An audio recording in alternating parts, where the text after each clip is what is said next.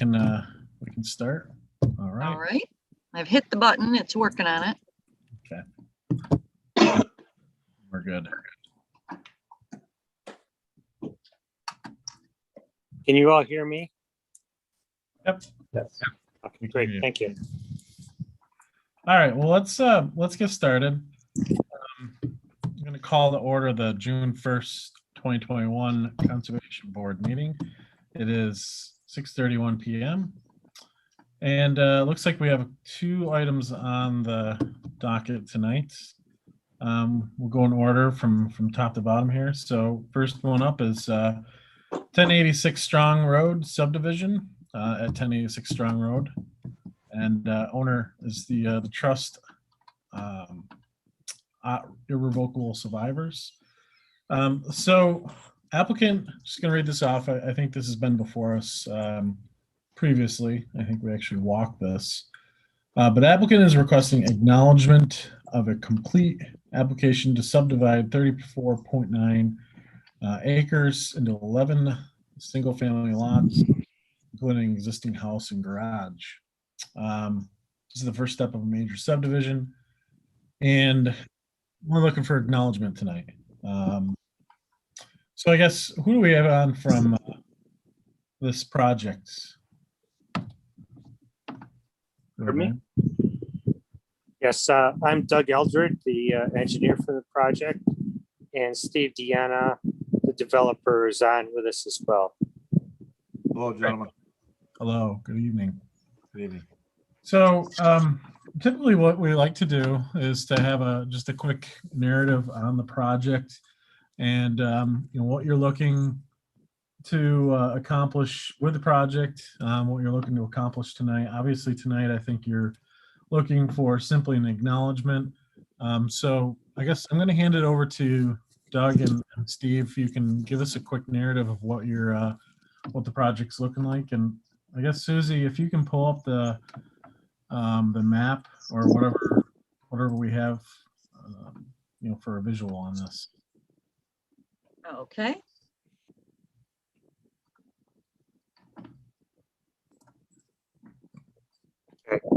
So the project is at the southwest corner of Strong Road and Taylor Road, R2 zoning district and the residential A overlay district.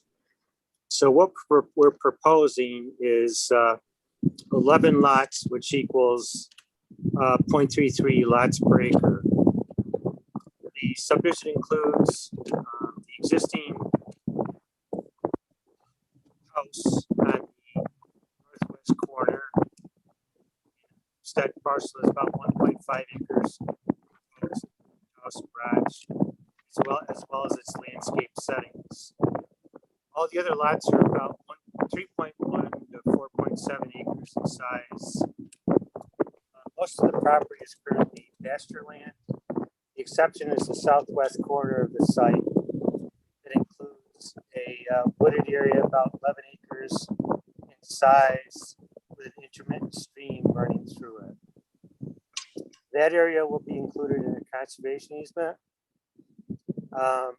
And within that area, the slopes are towards the stream that courses to the northwest.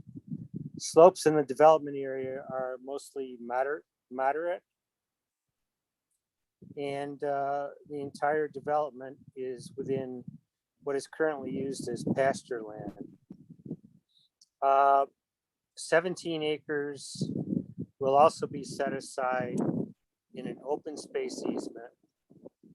And with the 11 acres, actually 10.9 acres, and the 17 acres of pasture land, that would total the 50% green space requirement. The conservation easement would, of course, protect everything in totality from disturbance other than perhaps tree maintenance and things of that nature. We're proposing that the 17 acres, which currently consists of pasture land, would be limited to landscaping, gardening by individual homeowners. There's no sewers in the area. So individual septic systems are proposed. We actually now have completed all of our perk tests and deep holes for the final layout, and the sand includes mainly medium and fine sands, and 5 to 10 minute perk rates are pretty much the normal out there. There's no groundwater, there's no bedrock. The developed area, some of it drains, the first 3 lots, 1, 2, 3, and part of lot 4 drains toward the road. 10 and 11, part of it drains towards the road. And all the remaining lots, they drain towards just a low area where the water infiltrates into the ground. We did some test bits back there. There's no groundwater that shows up in the infiltration area, and the soils continue to be sandy soils. So there actually wouldn't be any impervious runoff other than some minor amount that might be in the front yards of those lots that I mentioned previously.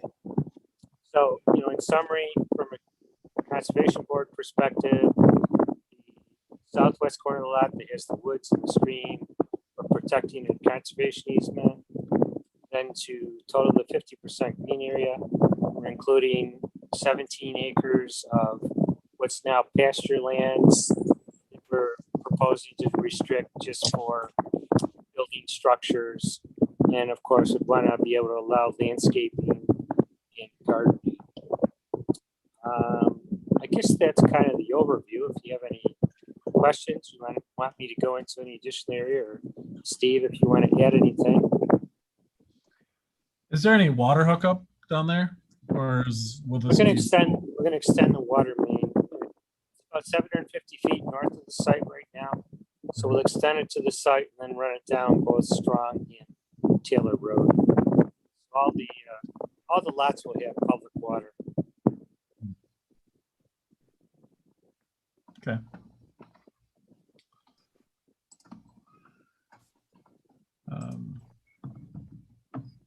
I think it's so you're looking for tonight just acknowledgement and probably some feedback and actions on what to look for moving forward.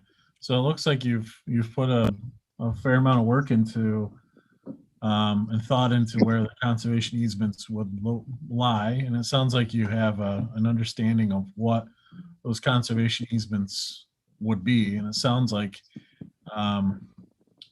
you'd like to put potentially the septic system in a easement area potentially. No, not the septic system, the infiltration area for stormwater runoff. Okay. Gotcha. The septic systems would just be septic systems on each lot. Okay. Like I said, the perk rates were very good. There's no need for fill systems or anything that would be related to tight soils. Okay. Like I said, the nice part about it is actually from a runoff point of view, about 80% of the site that's to be developed would go into an infiltration area. And that area has operated for years. There's no signs of any water ponding. It's simply a lot of the water just doesn't get there. The soils are so sandy. And also there's very little topsoil on the site. So for the most part, the drainage is in direct contact with the sandy soils. The only clearing that would need to be done would be on lot 1 for that one house. Other than that, like I said, it's all currently being used for pasture. It has some, nice thick vegetation on it. We, of course, would preserve the vegetation from an erosion control standpoint, so that we put in silt fence and things of that nature, but would have a nice vegetative buffer as well for silt to settle out. That conservation easement, the 10.5 acres, I guess would be in the southwest part of the lot? That's right. That's Is right. that, would that be like a natural resource, most restrictive? Yeah, it's deserving of it, for sure. It's a nice area. It's wooded. There's a little stream going through it. There's actually some steep slopes in the area. So we would propose just the normal full natural resource preservation, conservation easement in that area. The other areas, just to get the 50% green space, we prefer not to be overly restrictive on it because there's really nothing there to preserve. But of course, we wouldn't build any structures in that area, just limit it to, but we also want, people to be able to put landscaping in there and be able to do gardening, of course. There's no reason, in my opinion, to restrict those couple of operations in those areas, those uses.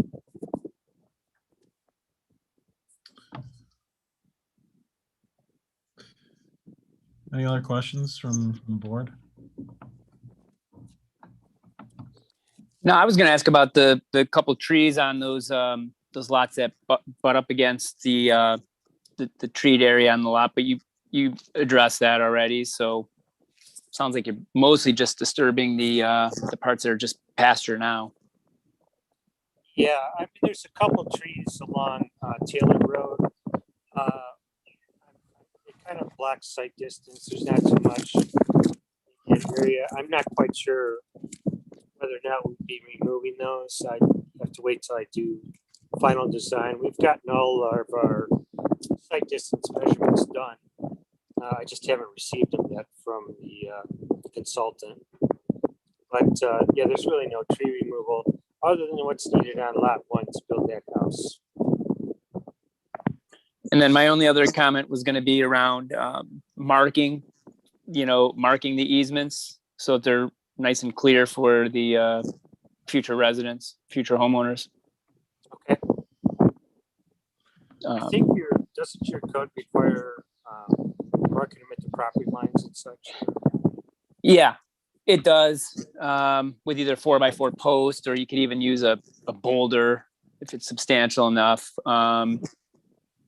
So we just wanted to remind you, we've had a few homeowners that have come back after buying, or even the second homeowner buying from the original, and those posts have a tendency to move or get knocked out or that sort of thing. So we just want to make sure they're clearly noted, and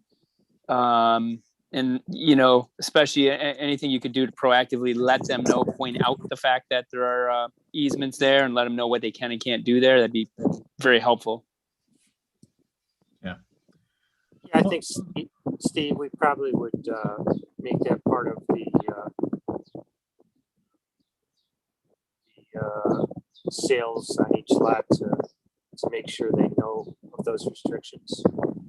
Absolutely. I don't think that's a problem at all. It's probably a smart idea. And then to have it marked out, we can look at a natural feature, like if it is a boulder that is large enough, or if it needed to be a 4x4 post, just so they understand what it is. And, I think that's pretty straightforward, but we can do that. I think the other important part is there's no tight situation. It's not like we're within even 150 feet of the easements for home construction or installing septic systems. I could be a little bit off on that. Maybe lot 6 is a little closer than 150 feet. I'm on vacation, so I don't have my plans in front of me. But we're not really tight to any easement line. So I think that helps out a lot as well. To the conservation easement or the open space easement.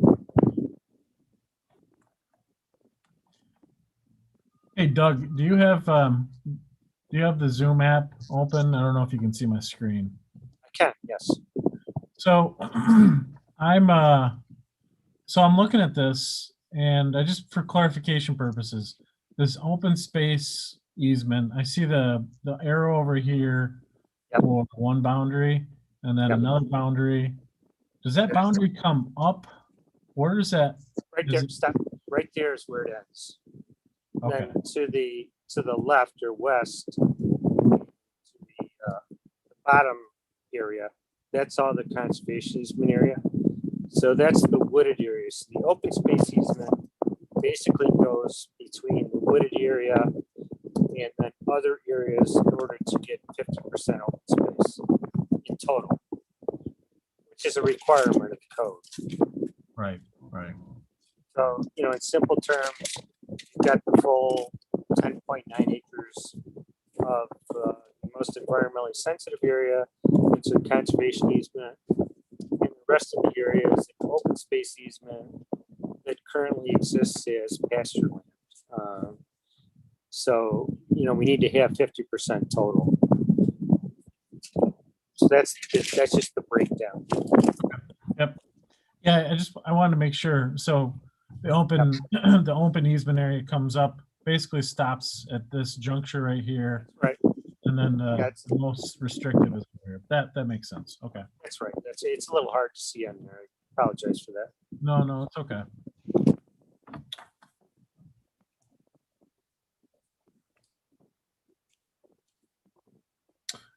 Any other questions or comments from the board?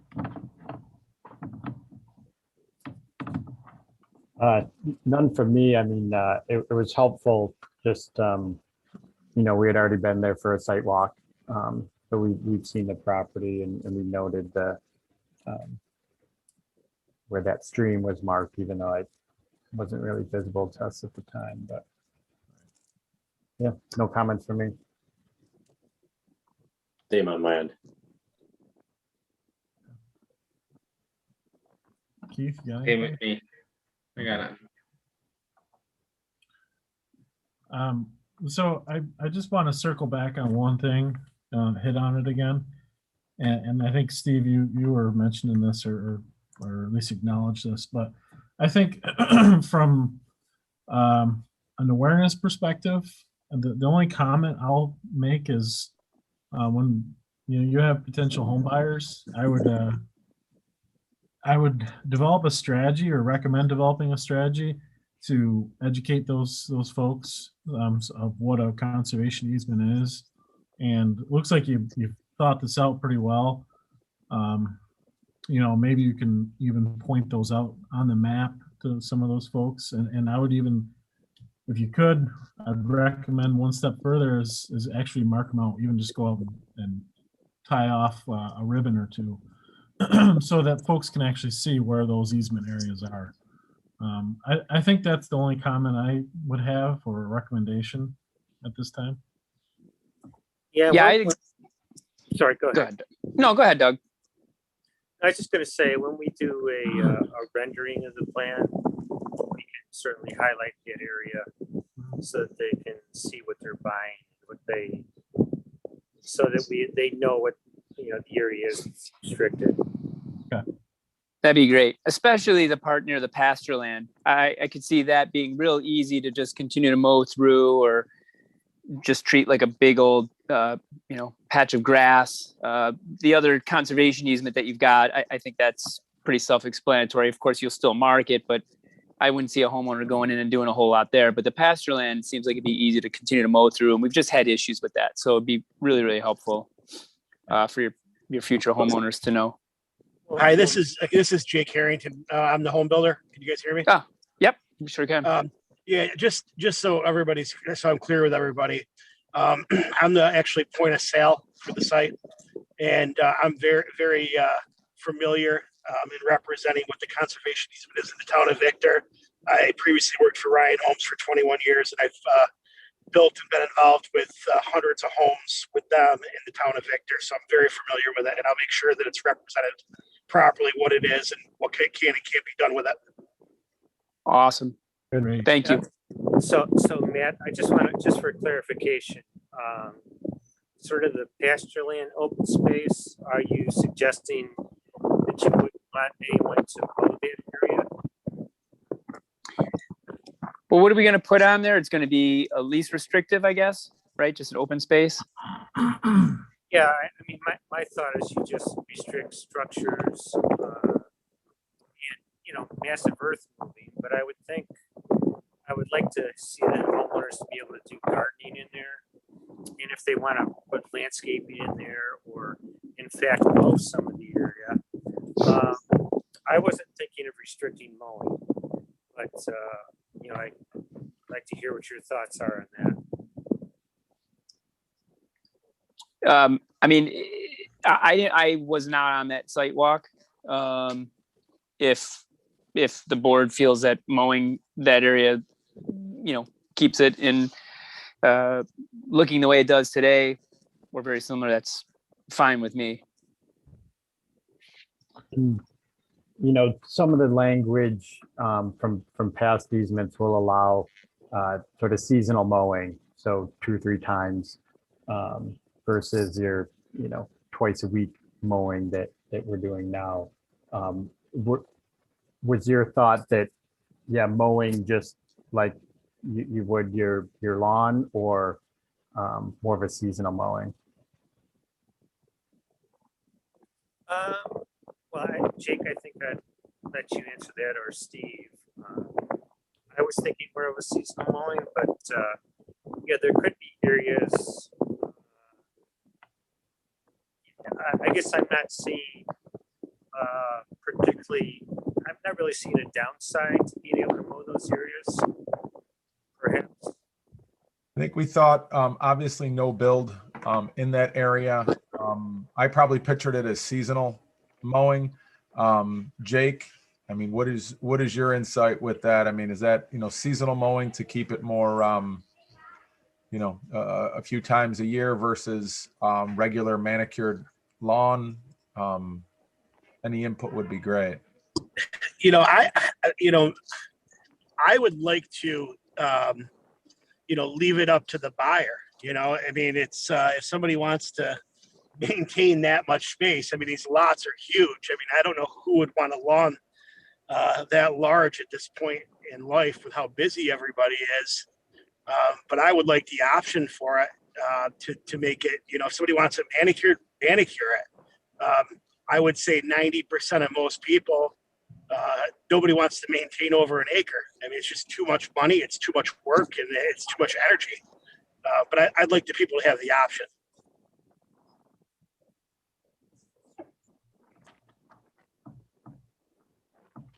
I think, Why don't we, sorry. Just going to mention, guys, I think part of the challenge with some of the stuff we've run into in the past, where we've had folks who have mowed into the easement more frequently, they tend to just keep going and going. And it starts to become their own, in a sense that we get sheds up and things like that. So I think that's part of the balance that we have to work with and find. But I just wanted to mention that we've had some issues here recently that folks have just kept mowing and mowing. I think one particular instance, a pool ended up in the easement. So some, and certainly with respect to future owners who may buy the property down the road, we don't want to give the inclination to the future owner that, there's all that lawn and it's yours. So we got to kind of find that balance within the language. I think that's part of the reason that we hope to tackle this kind of easement structured language up front and obviously educate folks with it. So I just wanted to add that for some context. No, thank you, Pat.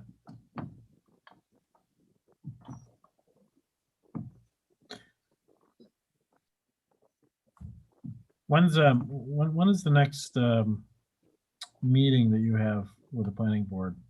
So we have a sketch plan meeting next Tuesday.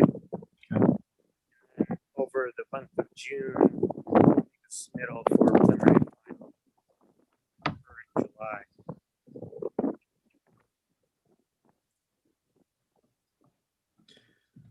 I think we should probably take this offline and discuss it as the board. I will say I'm leaning towards a seasonal option, only because, and I think there's good valid points on both sides of the argument. The only concern I have is if we do allow one homeowner to maintain and the other not to, we're running the risk of potentially interrupting the, I guess, the visual aspect of the land. So I mean, I would like to see this to be a consistent view.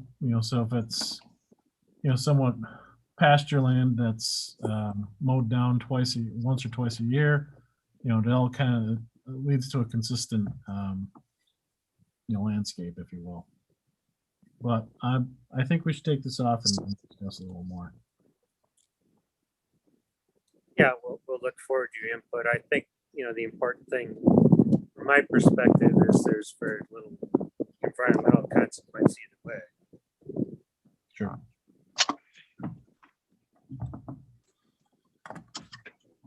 Okay. Anything else? Any other questions? Other comments? Nope. We appreciate you giving us the opportunity to talk to you folks and look forward to continuing the conversation. Yeah, very good. I Thanks, Doug. appreciate everything that you've put together and all the thoughts you have on the conservation easement. So look forward to seeing you guys again and getting you kicked off here. So thank Perfect. you. Thank you. Thank you so much. gentlemen. Appreciate it. Yes. So much. Thanks, Take guys. care. Have a good night, guys. Have a Good good night. evening. Take care. Take care.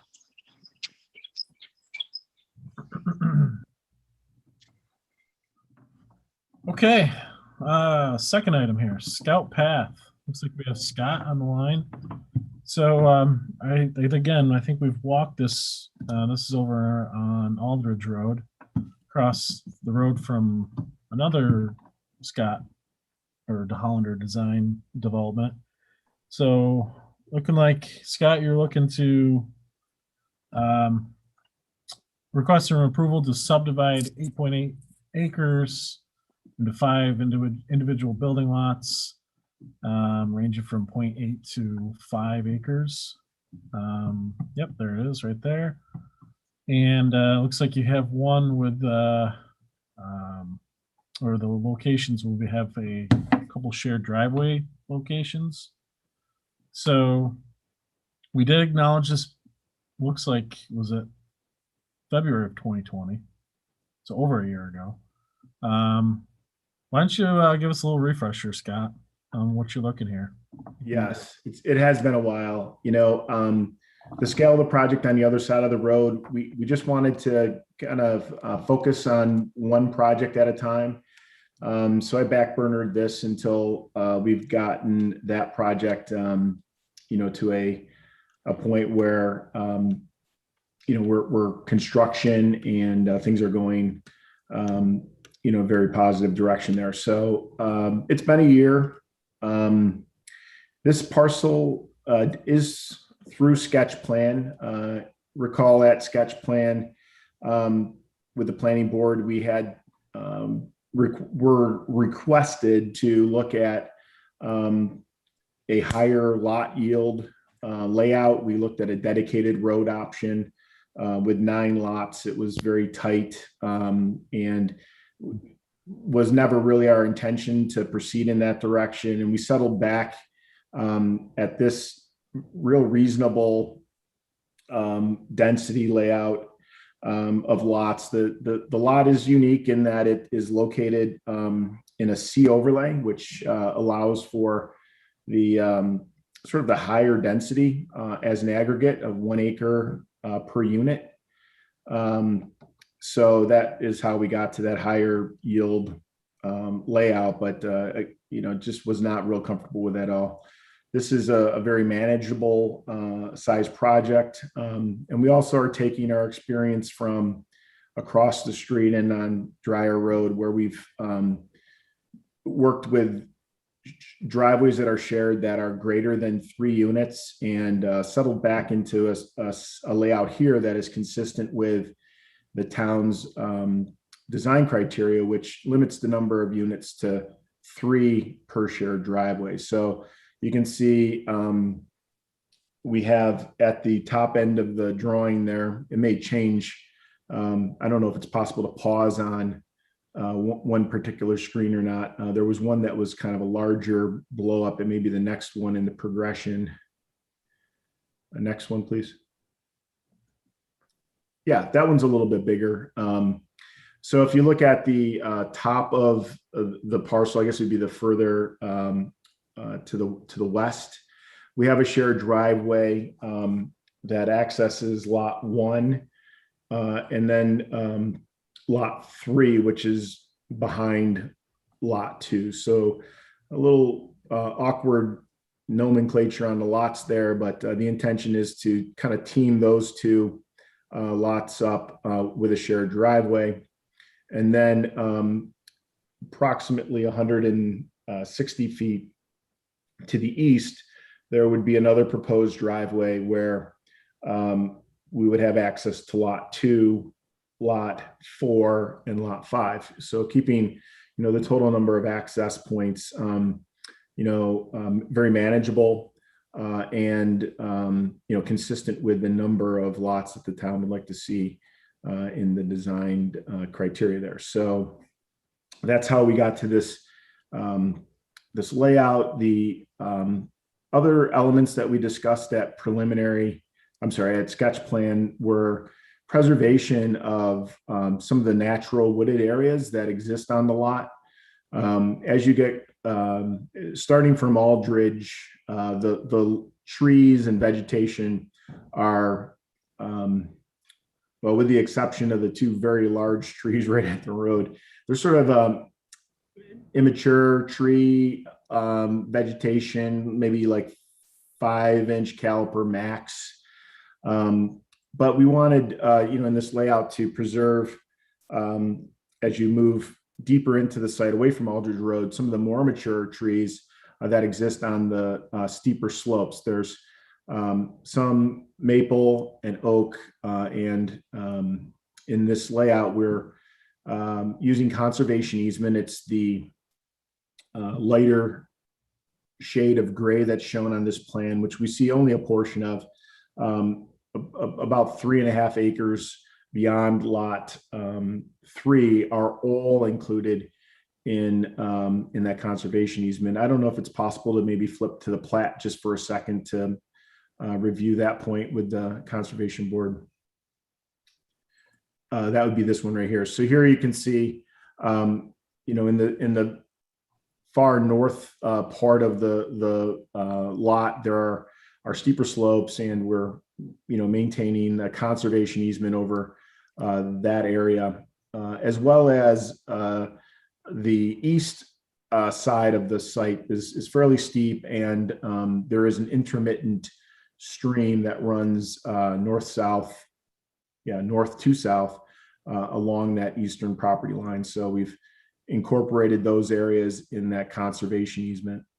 We've also between lots 3 and 2 and 4 made a reservation, a conservation easement that's fairly significant in its depth to really separate those lots and preserve a natural wooded buffer there.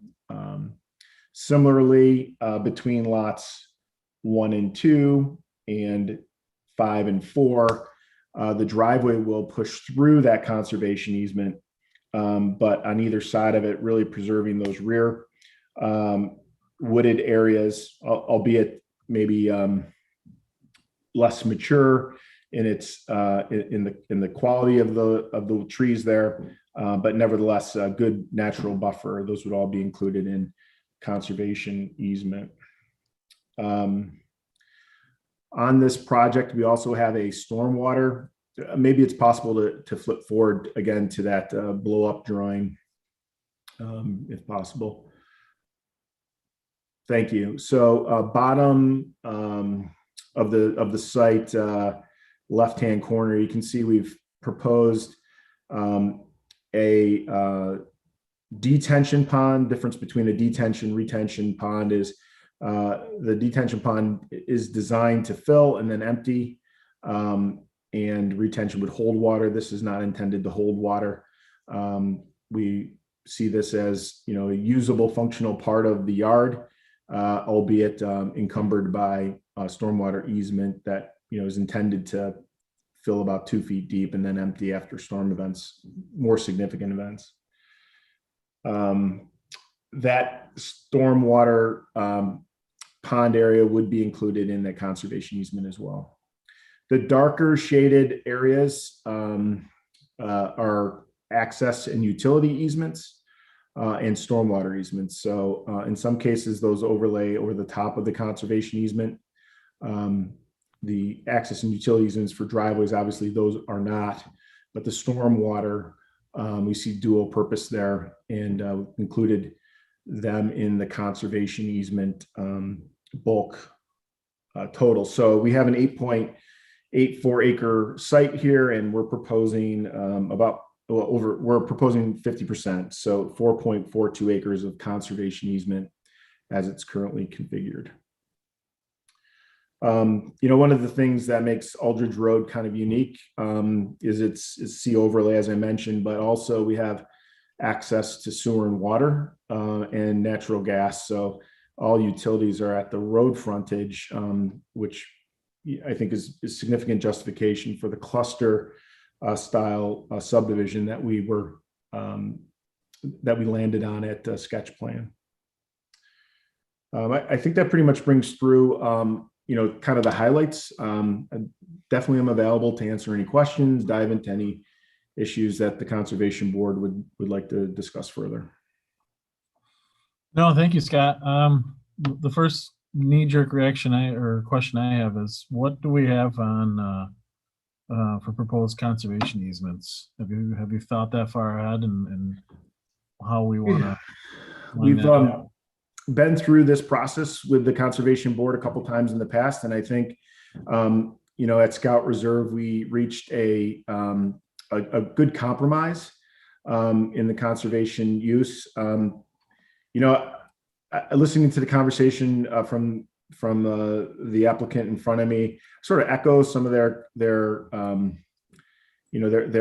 concerns. I think I see these woods as growing into mature timber, and at some point that timber would probably need to be harvested, and how that happens in the conservation easement is a little difficult right now. I think we've kind of in the last couple of go-arounds here, we've settled on no cutting, and only in the case of safety issues. I think that may just be a little bit too restrictive. There needs to be maybe a management plan that doesn't really affect the intent. The intent is to, have something special in this conservation easement, but then manage it in a way that is respectful of, a mature tree stand. The other thing is, I am a little, I'm a little concerned about restrictions on using the conservation area. Most folks that get an acre or two, they find that if they're like my family, along with particularly boys and their teens come, desires to have four-wheelers and things like that. I think a managed approach to some use so that there can be a recreational use in this conservation easement is something that I'm interested in. But I hope to find balance there. I don't want to, I don't want to become a conflict point with the Conservation Board. I'm looking for some sort of balance there. My neighbor has four-wheelers as well, and he just finds perusing the property around his house is something that he enjoys doing. It's sort of a conservation thing in and of itself, and as a neighbor, it's not a nuisance. There's no racing that happens, etc. So just kind of throw that in there. But as a starting point, I see starting with the conservation easements that we've used in the past.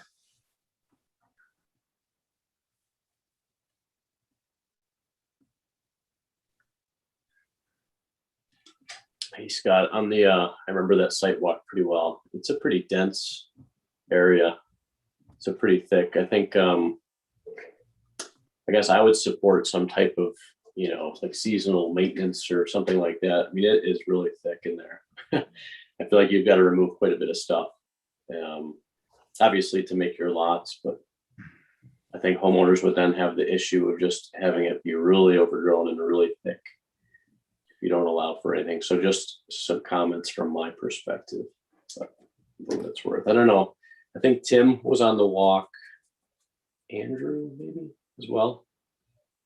I don't know if you guys have any sense of that. Remember that? I think I joined just after that. So I don't think I was there. But certainly from the aerial, it, certainly looks wooded. Keep going back to the four-wheelers, mainly just because that was my childhood. But I think our least restrictive easement allows for like occasional motor vehicle usage to maintain, or trying to think of the exact language, we can pull it up and see if that would require altering that language, or if, as long as they're not disturbing the land and creating jumps and ramps, could they allow that? I guess my other comment, just in looking at the layout, the lot 5 specifically, is the easements are kind of a little irregular, just the shape of it. So, that may be difficult to mark in a way that, gives the homeowner the boundary without having 15 posts around in his yard. So you're kind of stuck there because of the detention pond, I think was what you called it. But there's some thought there that we want to be careful on how we mark that easement. That's an excellent point, Tim. I fully respect the need to have a tight boundary on these conservation easements. But the monumentation is, it's sometimes inconsistent with residential yardage, right?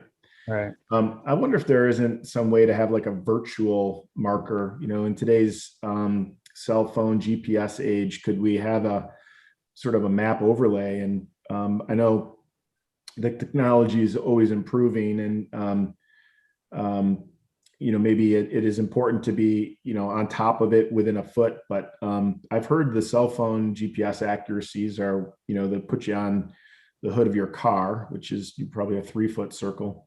Would that be maybe an option to have less conspicuous markers? Maybe not the corners, but the intermediate points, if they were, omitted and sort of relied on the on a virtual map.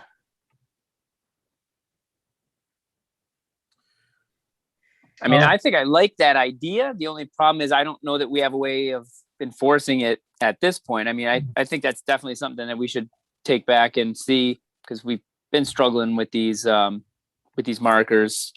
So maybe that is a way to do this going forward.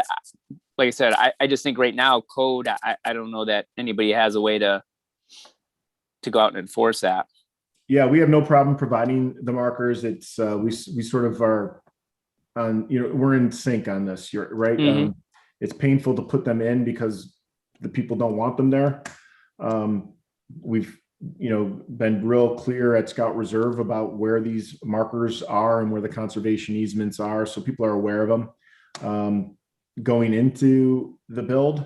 But it still becomes a little bit of a, I wouldn't say tension, but maybe a disappointment that these markers have to exist where they are, and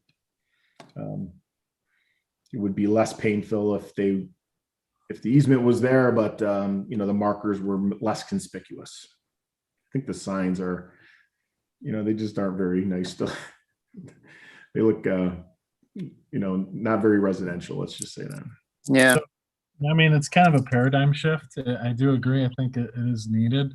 You know, we live in a very digital age, and there's everything's at our fingertips right now.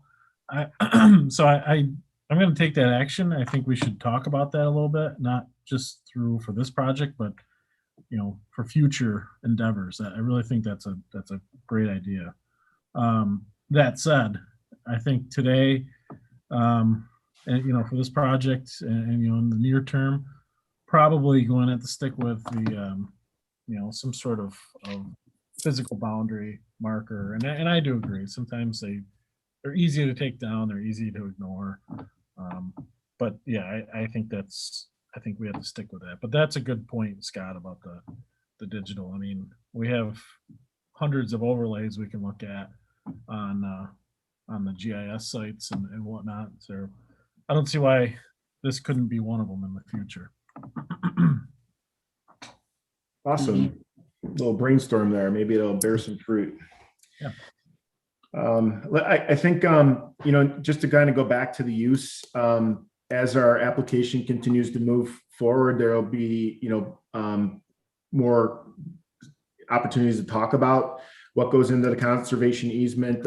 I think we've been able to, we've developed these in the past, and I think there's an evolution that's happening. And, the experience that I outlined already is just kind of, an opportunity to maybe make a little bit more refinement in this application. I'm open to another site walk too, if it would be helpful.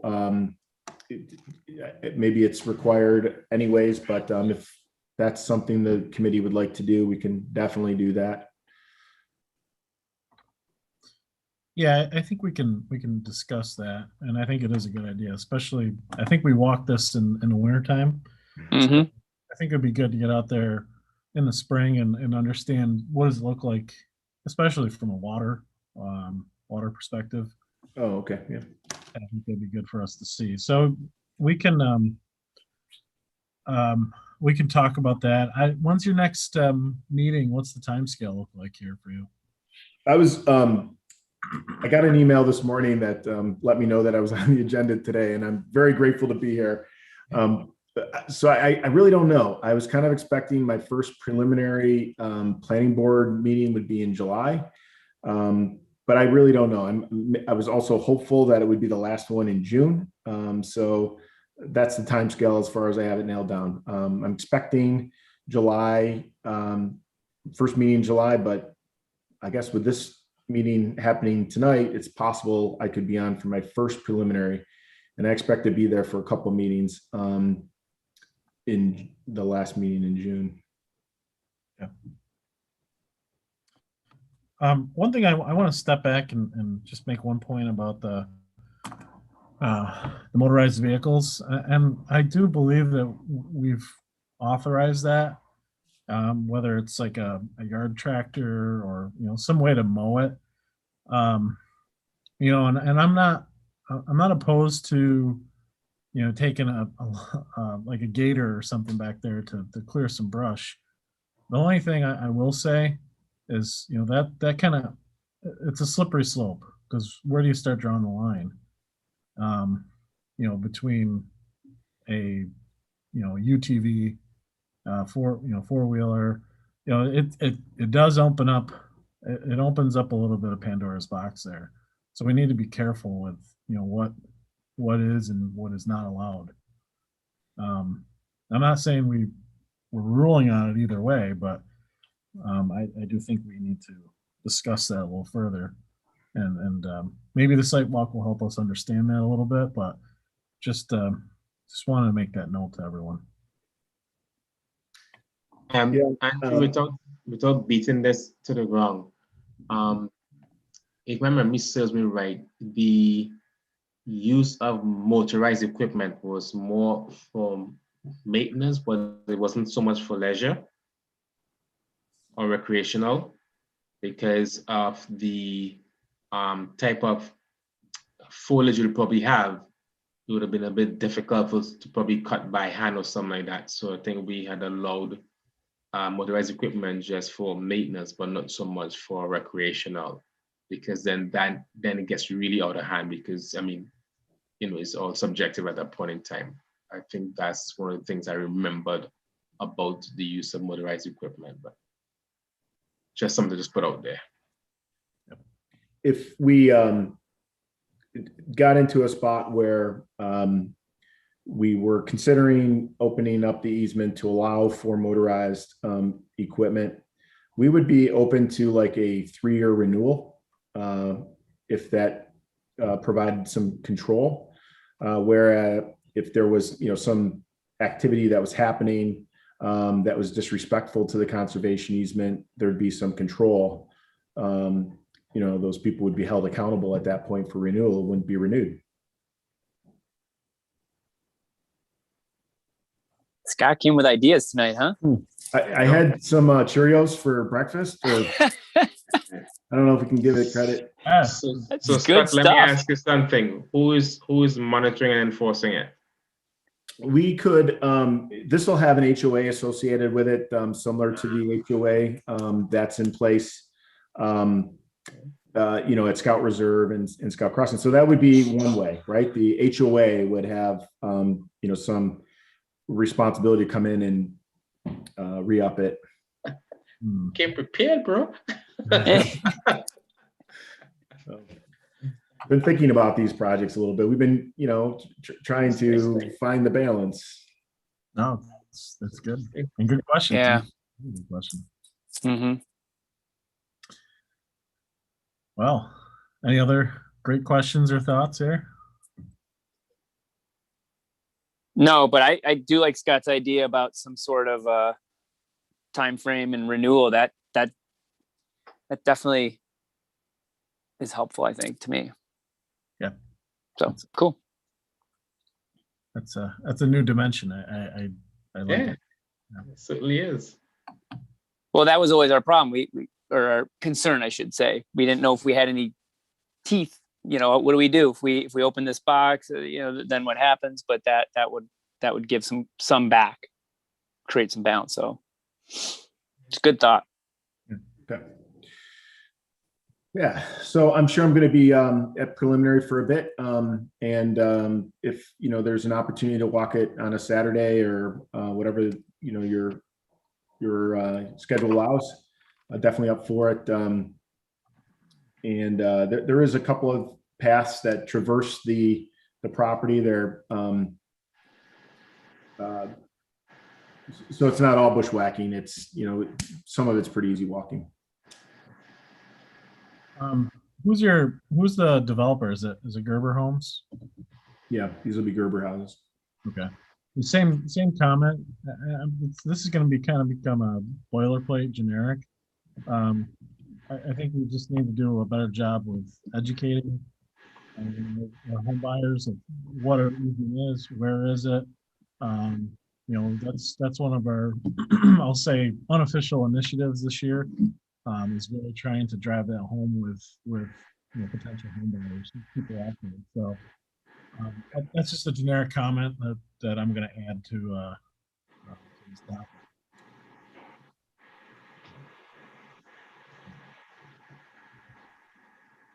Okay.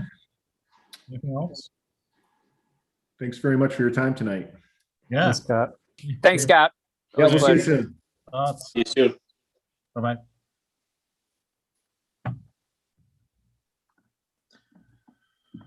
Okay.